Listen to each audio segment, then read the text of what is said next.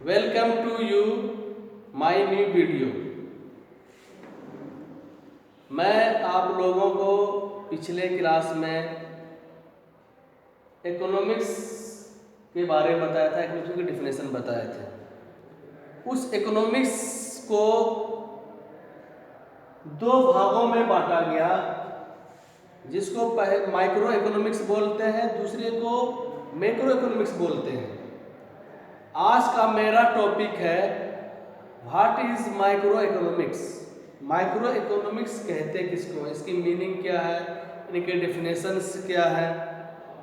तो micro economics Greek word जिसे माइक्रोस कहते हैं।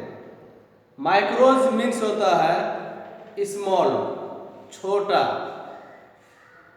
ये स्मॉल और छोटा है क्या चीज? आपको बीएसटी, जो हिंदी में मैक्रो इकोनॉमिक्स को बीएसटी अर्थशास्त्र कहते हैं, आप उसको सूक्ष्म अर्थशास्त्र भी कह सकते हैं। इसकी मीनिंग है बीएसटी या सूक्ष्म अर्थशास्त्र, जिसको कहते हैं माइक्रो इकोनॉमिक्स। मीनिंग आप यहां देख सकते हैं। सूक्ष्म अर्थशास्त्र के अंतर्गत किसी अर्थव्यवस्था की भिन्न भिन्न यानी छोटी छोटी इकाइयों की आर्थिक क्रियाओं का विश्लेषण किया जाता है। दूसरे शब्दों में सूक्ष्म अर्थशास्त्र के अंतर्गत विशेष व्यक्ति, परिवार, कार्य, उद्योग, विशेष श्रमिक आदि का विश्लेषण किया जाता है। फॉर एग्जाम्पल, एक उपभोक्ता अपनी आय तथा व्यय में किस प्रकार संतुलन स्थापित करता है। किसी वस्तु जैसे गेहूं या चावल का कीमत किस प्रकार निर्धारण होती है।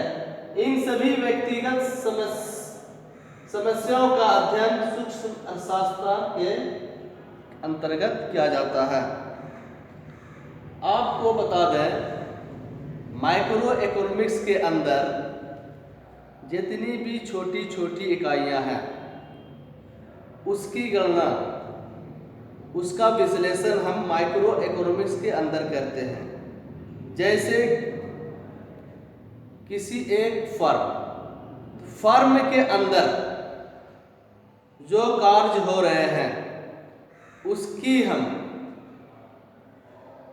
गणना किसमें करेंगे? माइक्रो इकोनॉमिक्स के अंदर।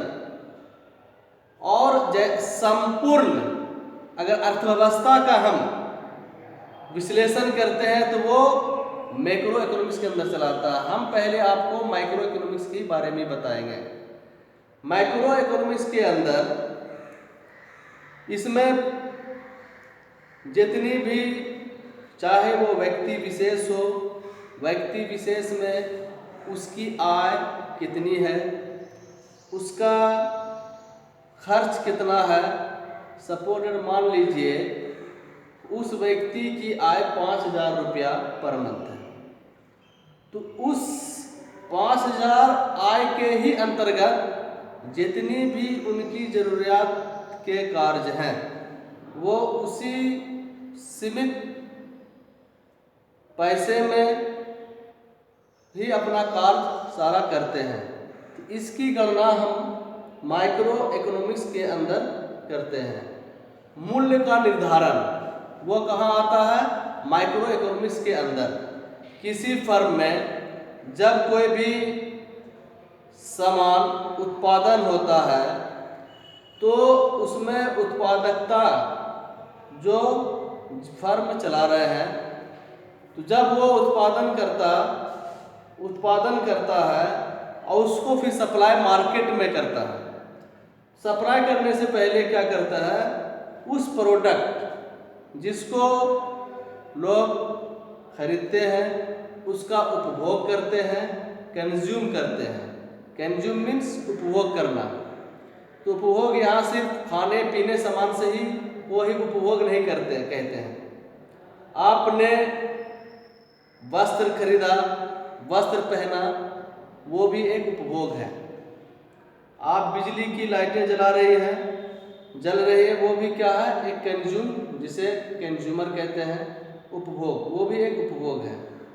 तो वो फर्म में क्या होता है, एक वो अपने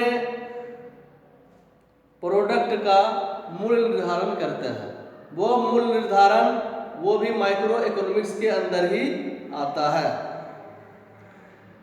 जब आर्थिक समस्याओं का अध्ययन व्यक्तिगत स्तर अर्थात उपभोक्ता या उत्पादकता या समाज, तीनों की आर्थिक समस्याओं का अध्ययन अलग अलग किया जाता है, तो उसे ही व्यष्टि अर्थशास्त्र कहते हैं। व्यष्टि अर्थशास्त्र एक उपभोक्ता को अधिक संतुष्टि प्राप्त हो, एक उत्पादकता को अधिक लाभ प्राप्त हो, जो माइक्रो इकोनॉमिक्स के अंदर आता है। इसमें जो आपको बताया गया था कि छोटी छोटी इकाइयों का अध्ययन किया जाता है। एक परिवार, जो एक विशेष व्यक्ति, कार्य, उद्योग, विशेष श्रमिक, विशेष श्रमिक मीन्स, श्रमिक किसको बोलते हैं, जो कार्य करते हैं, जो मजदूरी करते हैं, उसे श्रमिक कहते हैं, का विश्लेषण किया जाता है।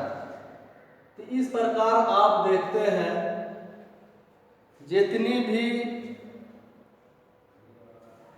आज इतना ही आपके लिए, कल फिर मिलेंगे। आप घर में रहें और सुरक्षित रहें।